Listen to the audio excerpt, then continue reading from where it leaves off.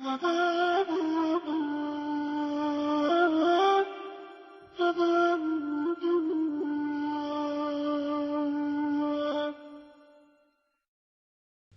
الله الرحمن الرحيم. اللهم صل على محمد وآل محمد. إلهي لا تعذبني بعقوبتك، یعنی خدا با عقوبتت ادبم نکن، با مجازاتت ادبم نکن خدا. یعنی یه رفیق تذکری بهم بده، راه و جا و نشونم بده، یعنی توفیق توبه استغفار بهم عنایت کن. ولا تمکر بی فی حیلتک، من أين لي الخير يا رب، ولا يوجد إلا من عندك، ومن أين لي النجاة ولا تستطاع إلا بك. للذي أحسن استغنى عن عونك ورحمتك، وللذي أساء واجترب عليك ولم يرضك خرجا عن قدرتك.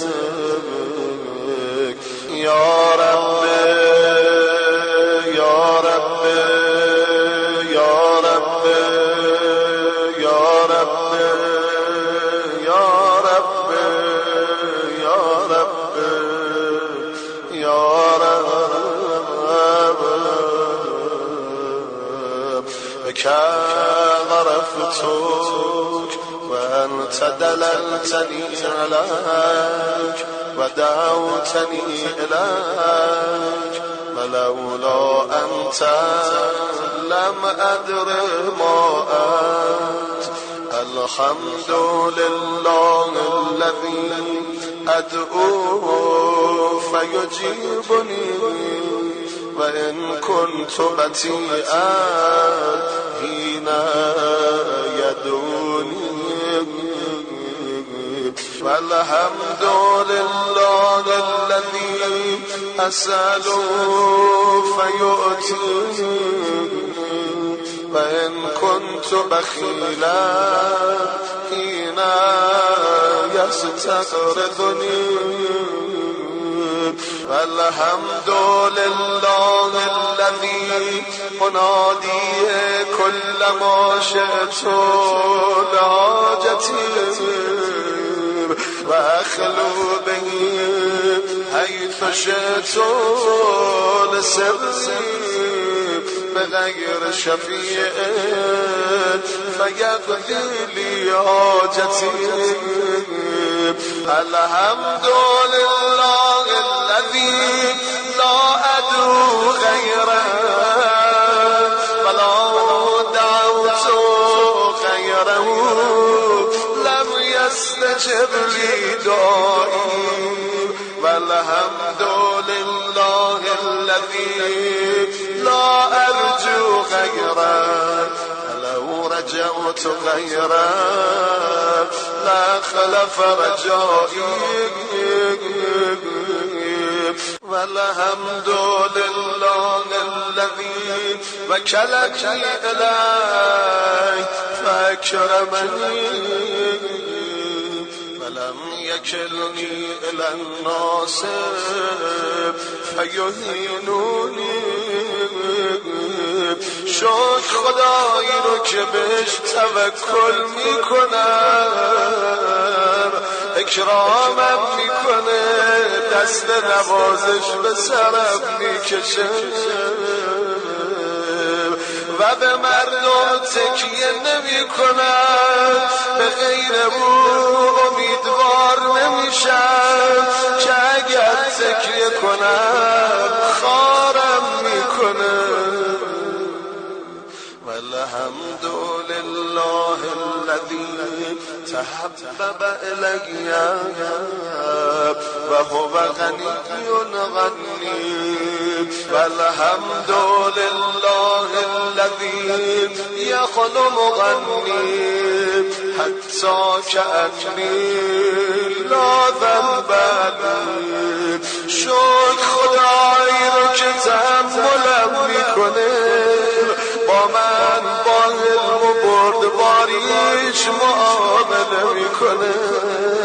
انگار من گناهی انجام ندادم، جادار فریاد بزنم بگم فربی احمد و شیمندی و حق و بهمدی. فربی احمد و شیمندی و حق و بهمدی. مولای من بهترین، خدای من عزیزترین پیش من و سزاوار من او رو شکر کنم. بگم خدا زبان شکر کردن بهمون بده، توفیق شکر نعمتات رو بهمون عطا کن. اللهم انی اجد سبل المطالب الیک مشرقا و مناهل الرجاء الیک مطرقا والاستعانة بفضلك لمن أملك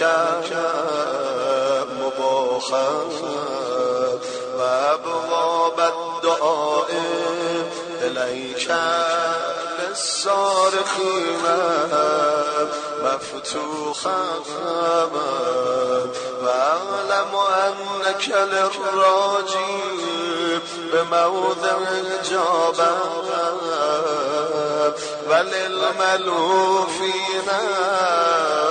بمرصد إغاثة وأنا في اللهف إلى جودك والرضا بقضائك عوضا من منع الباخلين ومندوعة عما في عيد المستأثرين وأن الرائل إليك قريب المسافة وأنك لا تحتجب عن خلقك إلا أن تحجبهم الأعمال دونك. وقد قصدت إليك بطلبتي وتوجهت إليك بحاجتي وجعلت بك استغاثتي وبدعائك توسلي ومن غير استحقاق لاستماعك مني ولا استجاب لعفوك عني بعد ثقتي بك